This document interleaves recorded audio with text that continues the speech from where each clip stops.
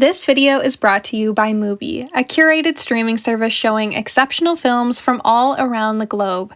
Get an entire month free at mubi.com/finalgirlstudios. The following video contains discussions surrounding sensitive topics such as those listed on screen. Please view at your own discretion. Additionally, I'd like to give a specific trigger warning for any Indigenous folks watching, as I will be discussing missing and murdered Indigenous women, girls, and Two-Spirit for a large portion of this video. So beautiful, even in death, that the dwarves could not find it in their hearts to bury her. They fashioned a coffin of glass and gold and kept eternal vigil at her side. In my last video, a deep dive into Black Swan, I began and ended the video with a quote from a poem by Sylvia Plath that reads as follows: "The woman is perfected. Her dead body wears the smile of an accomplishment." I used this quote to highlight that it was only in death that Nina found freedom from her feminine pursuit of perfection. Though Nina, and by extension Odette, are not the only maidens to meet this fate, the death of the teenage girl has always been a topic of romanticization. Snow White lay beautifully in a glass coffin, so that even in death her beauty may be admired. Ophelia drifts gently down the stream, her cheeks still flushed with color and fresh flowers surrounding her corpse. Juliet with a dagger through her heart, just 2 weeks shy of her 14th birthday. Soon after little girls graduate from stories that end in happily ever after, we are introduced to stories that end with young girls meeting tragic ends. Many traditional stories told to young girls featuring a happily ever after have been rewritten from their original endings of the heroine dying. I, like many children, had an infatuation with fairy tales, and it didn't take long before I started diving beyond the confines of Disney to discover the older, original versions of these stories, in which the films were based on. My favorite Disney princess growing up was Ariel in The Little Mermaid, and I remember being slightly heartbroken when I discovered that my beloved mermaid didn't originally have the happily ever after that she had so desperately sought after. The prince ultimately falls in love with another, and instead she dies. In a similar vein, another beloved story of mine is the story of Swan Lake. Initially introduced to me through the Barbie adaptation, I was likewise a little heartbroken when I discovered that Odette meets a similar fate as the Little Mermaid. Replaced by another girl, she kills herself. However, it wasn't long until I was introduced to stories that withheld from covering up these fatal endings. Soon I was introduced to Shakespearean stories such as Romeo and Juliet or Hamlet, where the tragic fate of the story's heroine is no longer hidden. Simone de Beauvoir wrote in The Second Sex, "The young girl describes the definitive thrill and sorrow of female adolescence. The realization that your body and what people will demand of it will determine your adult life. If the young girl at about this stage frequently develops a neurotic condition, it is because she feels defenseless before a dull fatality that condemns her to unimaginable trials. Her femininity means, in her eyes, sickness and suffering and death, and she is obsessed with this fate." The first time I tried to take my own life, I was 13 years old. The same age Juliet drank the poison in Romeo and Juliet, and the same age as Cecilia in The Virgin Suicides. I had yet to be introduced to this story in either its film or book format, though upon watching the film years later, the scene in which Cecilia speaks to the doctor felt like a scene plucked from my own memories. When the doctor enters the hospital room and sees a baby-faced kid staring back at him, he can't help but say, "What are you doing here, honey? You're not even old enough to know how bad life gets." Obviously, Doctor. You've never been a 13-year-old girl. It wasn't until I watched that scene that I realized how young I was back then. How baby-faced I too must have looked.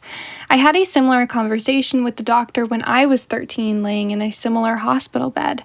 At the time, I had been infatuated with the Twilight series, and by no surprise it came up when I was talking to the doctor. But I remember they said to me, "Well, death ain't pretty like it is in the movies, kid." As the doctor said this, my mind immediately wandered to the scene of Bella Swan wringing in pain on the floor of her childhood ballet studio, screaming and contorting as her body began to die. I didn't think death was beautiful, but obviously a little girl can only be tempted by pretty things, right? When girls are sad, whispers can be heard. Oh, she's just doing it for attention, they snicker, as everything in girlhood is always about attention. It's always about the performance, right? And when eventually the sad girl dies, even still she will be turned into a spectacle to be consumed. Gia Tolentino wrote, "The first Lisbon girl to attempt suicide is Cecilia, the youngest, who slits her wrists in the bathtub. Newly adolescent, she sees futility everywhere." I, like Cecilia, saw futility everywhere, a horror that only persisted as I ventured deeper into my teenage years. The young girl is immortalized in movie screens that act as glass coffins just like Snow White's, just clear enough to remain pristine as she satisfies our voyeuristic gaze. We kill teenage girls so that our fantasies should not be soiled by the aging qualities of time. We often hear that a woman's prime is when she is a young woman in her teens or early 20s. In death, the young girl is immortalized within this pristine state. The prevalence of the death of the teenage girl in fiction is emblematic of this. She dies because she has nowhere to grow. She has reached her so-called prime, and therefore she must die. A flower pressed in a book before it can wilt. A fruit encased in resin before it can rot. A doll placed on a shelf gathering dust. These girls become idolized in their youthful form because they were never given a chance to disappoint the male fantasy. The teenage girl dies to satisfy our fetishistic obsession with youth and beauty. As Gia Tolentino highlights, the Lisbon sisters occupy the bulk of the teenage life cycle, spaced out evenly in the years between 13 and 17. As a group, they form a case study in the female body's transformation from child to sex object. She writes, "The boys observe them not as peers, but as dolls in a display case, prostitutes in a window. Behind double layers of glass, their parent jailers, their boy observers, the Lisbons intensify into myth. They appear in tragic, glorified states of recombination. They are innocent and arousing." The teenage girl has always been emblematic of this fetishized liminal space between girlhood and womanhood, old enough to sexualize, though young enough to control, often not yet tarnished by womanhood. So, she dies before she can grow into something scarier, something feared. She dies to remain stagnant in that perpetual liminal space between girlhood and womanhood. As Jude Doyle expressed in their book Dead Blondes and Bad Mothers, we would rather see girls stopped dead, stuck in a constant state of childhood that never decays, then let them grow into women who can pursue their desires. To become a young woman is to become the worst thing on earth, the enemy of all that is pure or holy. The young girl dies before she can become the other. As a child enters womanhood, she steps into the inevitable fate of being stripped of her personhood and instead becoming a woman. Simone de Beauvoir argues that in death is the only time a woman can be stripped of her otherhood, writing, "A girl is a human being before becoming a woman, and she knows already that to accept herself as a woman is to become resigned and to mutilate herself. In death, the female loses the quality of being the other, and becomes an inanimate object that no longer threatens the male order. Her body, once a site of superlative alterity, can now be controlled, composed, and dissected. In this state, the woman can be idealized. Women who could be defined as either faint, frail, or fading away were set as icons of virtuous femininity. The consumptive look consequently became an ideal of feminine beauty, which prescribed a pale, almost translucent skin, feverish eyes, and an emaciated body. This sort of idealization went hand in hand with an eroticization of the dead female, the ultimate object of the male fantasy."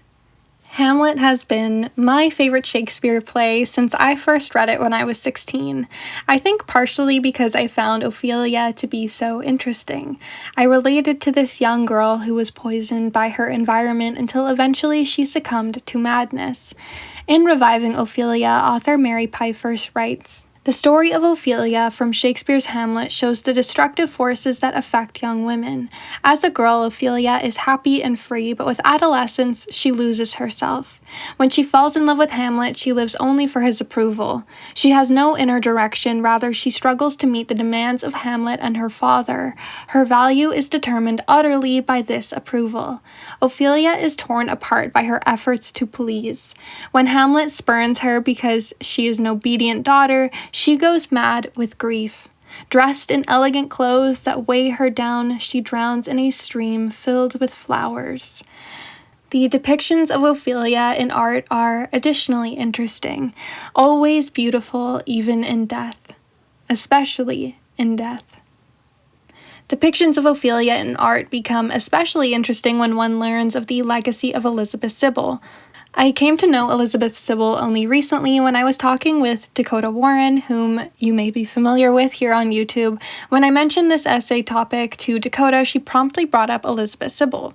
Elizabeth was the most prominent and significant muse of the pre-Raphaelite Brotherhood, their ideas of beauty being said to have been profoundly influenced by and personified by her. In 1851, she posed for what would become one of the most recognizable paintings in the world, John Everett Millet's painting of Ophelia, depicting none other than Shakespeare's tragic fated heroine. Though, as if prophecy, Elizabeth would meet a similar fate as Ophelia. In 1861, she gave birth to a stillborn daughter and slipped into a deep depression that she would never recover from. In 1862, she was found dead by her husband in their home. She died of an overdose, a suspected suicide. Allegedly, her husband found a side note, though promptly burned the evidence so that she could be granted a Christian funeral, as suicide was a sin and illegal. Elizabeth was just 32 years old. Gia Tolentino wrote, "If you were a girl and you were imagining your life through literature, you would go from innocence in childhood to sadness in adolescence to bitterness in adulthood, at which point, if you hadn't killed yourself already, you would simply disappear."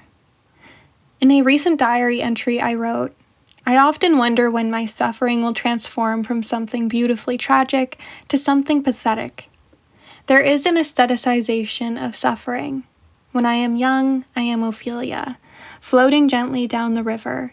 My corpse is still beautiful and flushed with the remains of youth before decomposing.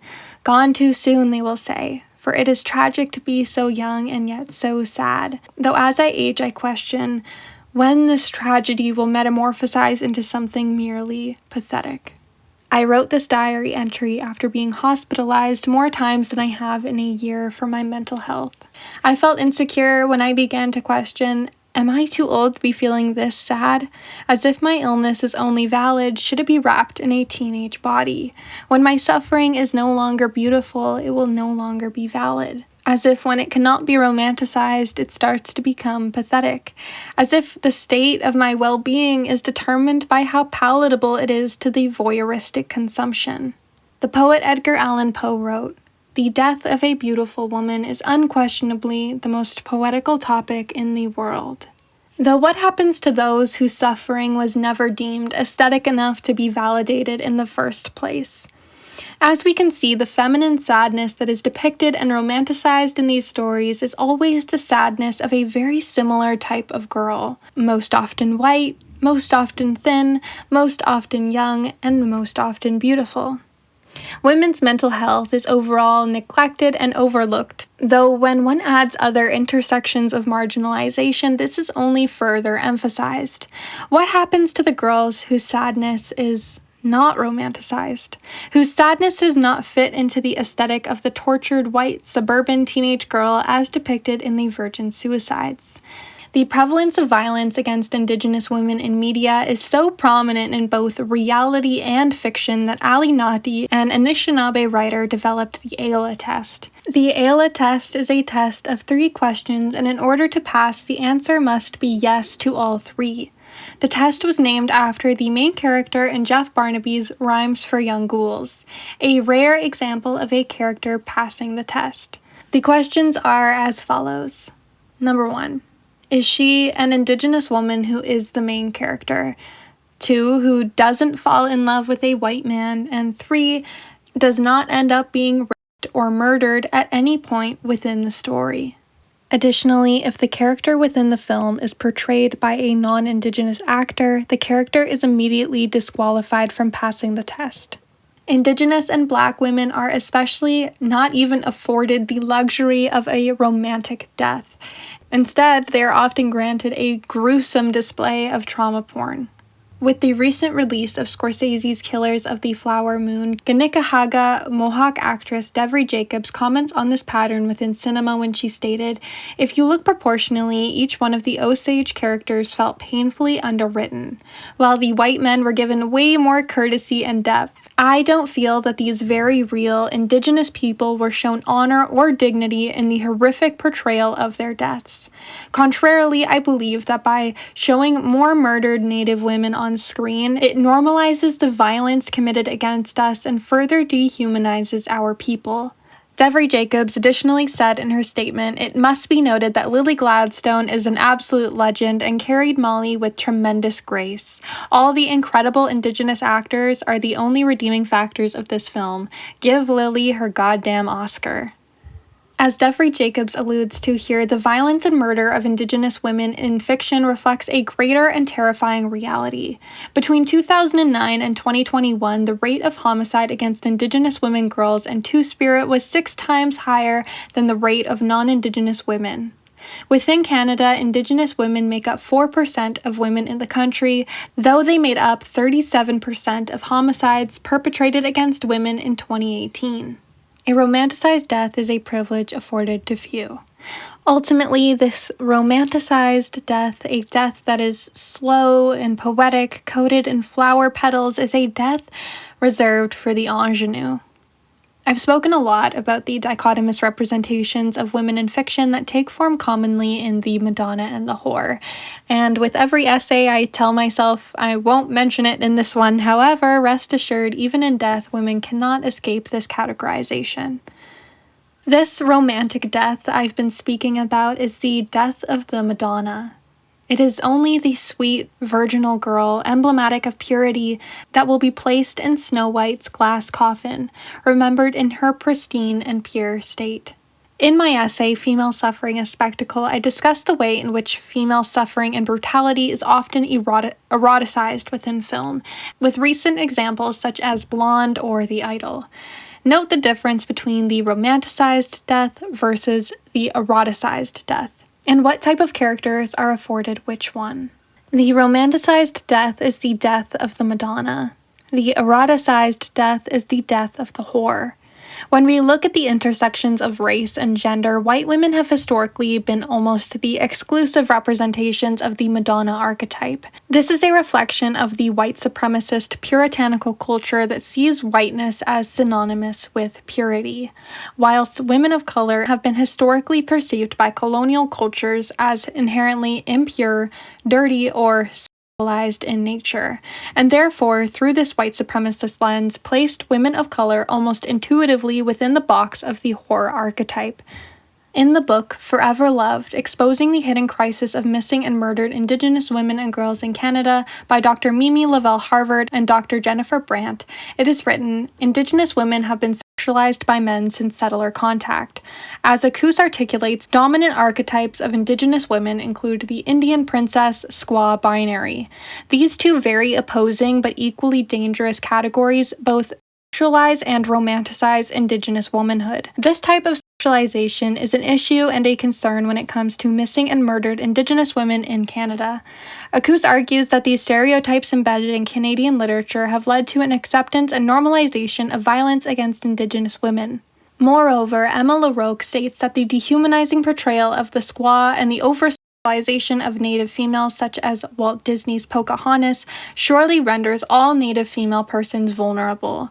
The Sexualization of Indigenous women portrayed as either the Indian princess or dirty squaw is seen in literature, historical texts, video games, movies, and music. These notions have resulted in harmful stereotypes which have become accepted throughout all levels of society and entrenched within dominant ideologies that target racialized women, leading to high rates of missing and murdered Indigenous women. This is a sociological phenomenon that has been happening since colonization and is deeply entrenched within settler mindset. Violence against Indigenous women has been imprinted on our women through the experiences of our ancestors and still continues today in this supposedly fair and democratic society. In other words, the layers of violence against Indigenous women must be understood as intergenerational as well as contemporary, daily lived experience. The depictions of Indigenous women in cinema is a legacy of fetishized violence that has very real repercussions on the real lives of Indigenous women, girls, and Two-Spirit. In their essay, The Day Rue Became Black, Yara Zaid explores the internet's reaction when the cast of the Hunger Games film adaptation was released, and Rue was accurately cast as a young black girl. One of the tweets that popped up read, "When I found out Rue was black, her death wasn't as sad." Comments like these were just the tip of the iceberg of a larger issue. The issue being that black girls are perceived to be less innocent than white girls, and that dark-skinned black girls are perceived to be less innocent than light-skinned black girls. There's an actual study confirming this, and I recommend everyone reading it. Girlhood Interrupted, the erasure of black girls' childhood, focuses on the adultification of young black girls and how as early as 5 years old, they're perceived to be older and less innocent and more culpable. Yara then goes on to quote this passage from the book. Across all age ranges, participants viewed black girls collectively as more adult than white girls. Responses revealed in particular that participants perceived black girls as needing less protection and nurturing than white girls, and that black girls were perceived to know more about adult topics and are more knowledgeable about sex than their white peers. Beginning as early as 5 years of age, black girls were more likely to be viewed as behaving and seeming older than their stated age, more knowledgeable about adult topics, including sex, and more likely to take on adult roles and responsibilities than what would have been expected for their age. Part of the outrage surrounding Rue being casted as black was because she dies the death of the ingenue, the death reserved for the Snow Whites of fiction. Virginal, pure, and most often, white. Despite repeatedly being described as black within the book, white readers were clouded by their preconceived notions of racial archetypes within fiction. They couldn't imagine a young black girl dying peacefully with flowers in her hands. Had Rue died a death that was more brutal, perhaps there would have been less of an outrage and shock when she was accurately casted as a young black girl. As many white readers disclosed with outrage, they pictured Rue to look like Prim. Because girls who look like Prim, young, white, thin, and blonde, are the girls who die with flowers in their hands. I mentioned in my essay, Female Suffering as Spectacle, that when I was a teenager, I wrote the following sentence in my diary. The world loves a beautiful woman. The world loves a beautiful dead woman. The world loves a dead woman.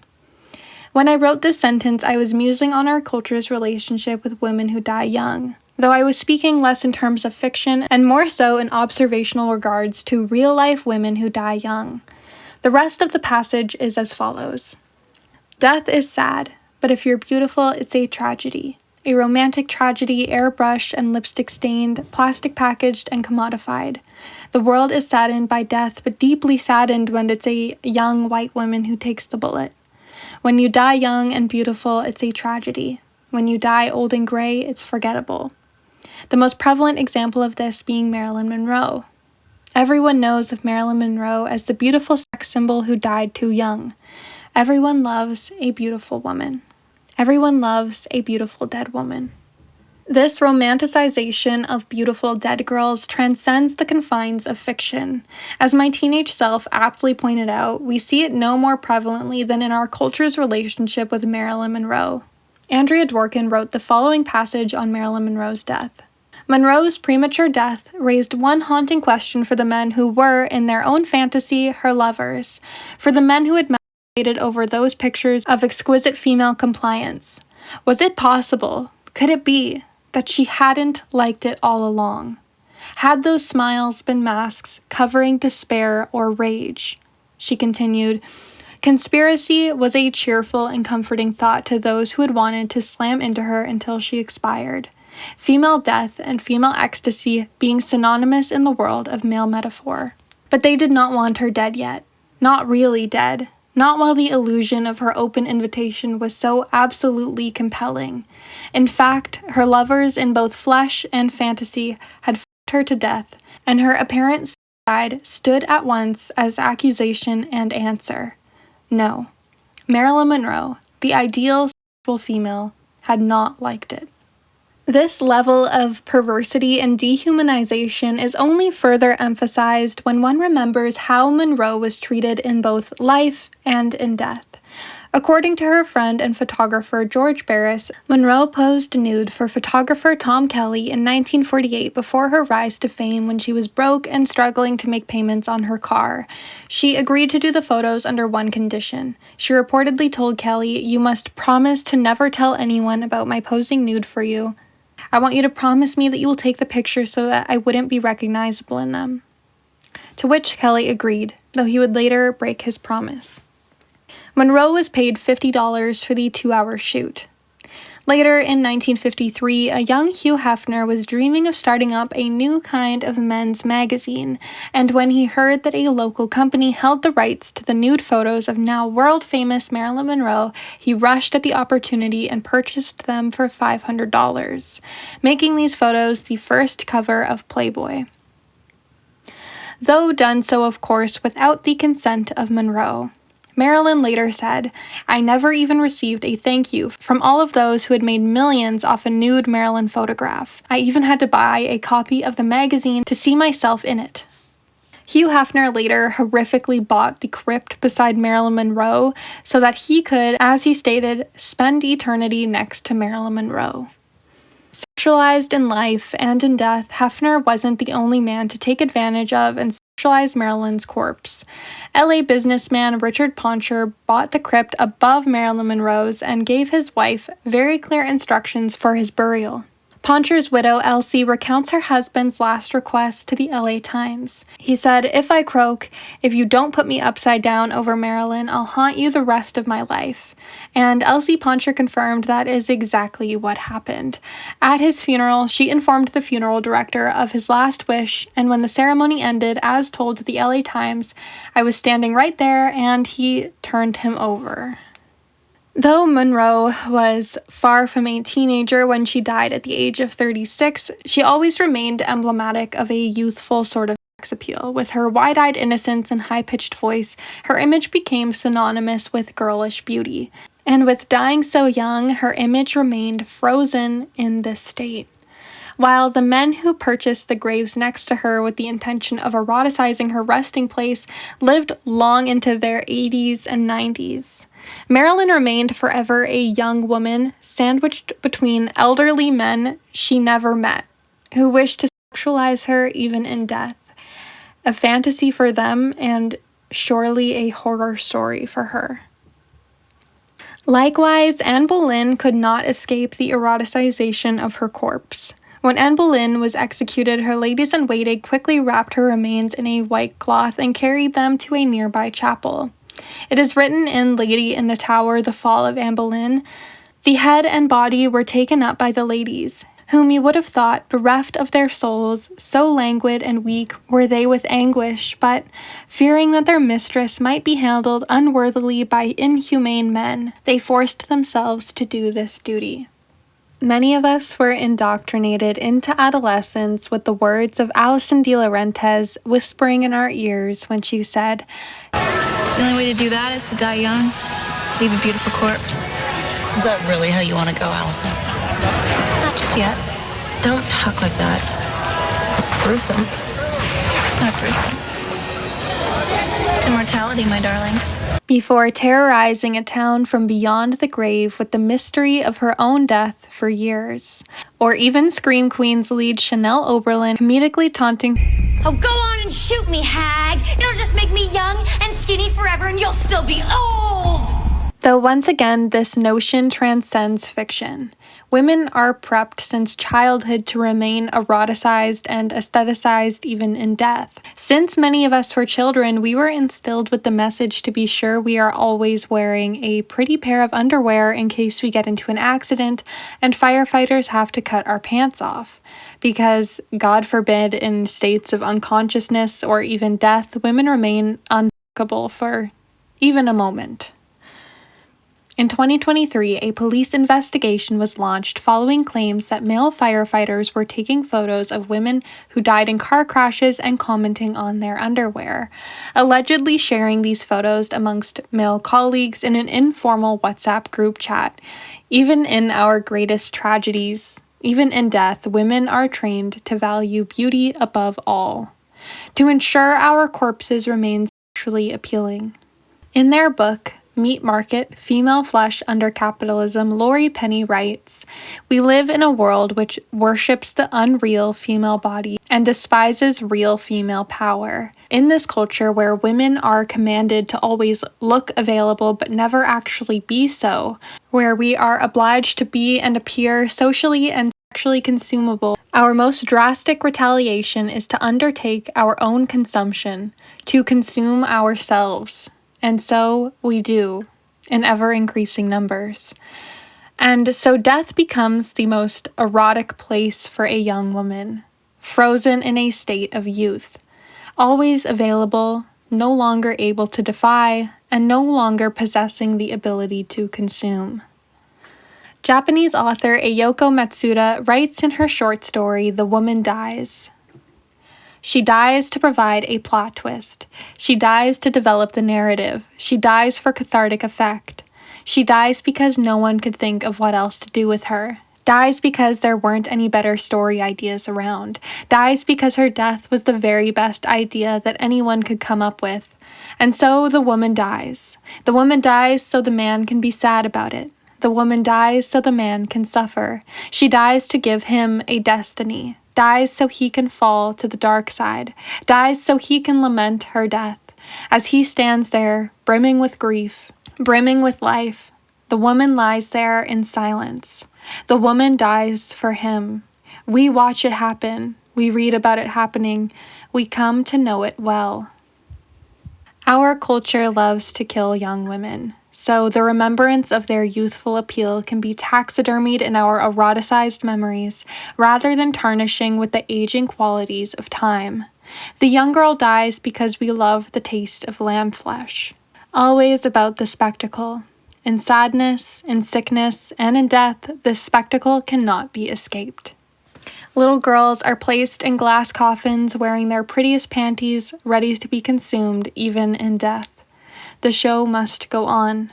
Again and again, we see not only fictionalized women, but the real lives of women fictionalized within the glass coffin of the spectator, ready to be devoured by the voyeuristic eyes of those who feed on the corpses of beautiful young women.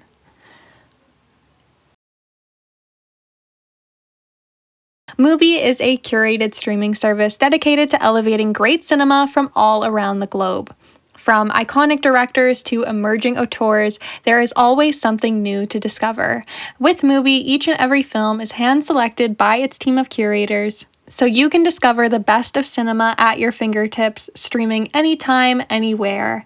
I am so excited to partner with Mubi, as Mubi is a service I have genuinely used and loved for years that has allowed me to easily access and discover films that have since become my favorites. In my last video about the best movies I watched in 2023, I mentioned a film titled Innocence, which is a film I had never heard of before, but quickly fell in love with after I was introduced to it by Mubi. And you can try Mubi free for 30 days at mubi.com/finalgirlstudios. That's mubi.com/finalgirlstudios for a full month of great cinema for free. Thank you again to Mubi for sponsoring this video, and thank you guys for watching. Bye.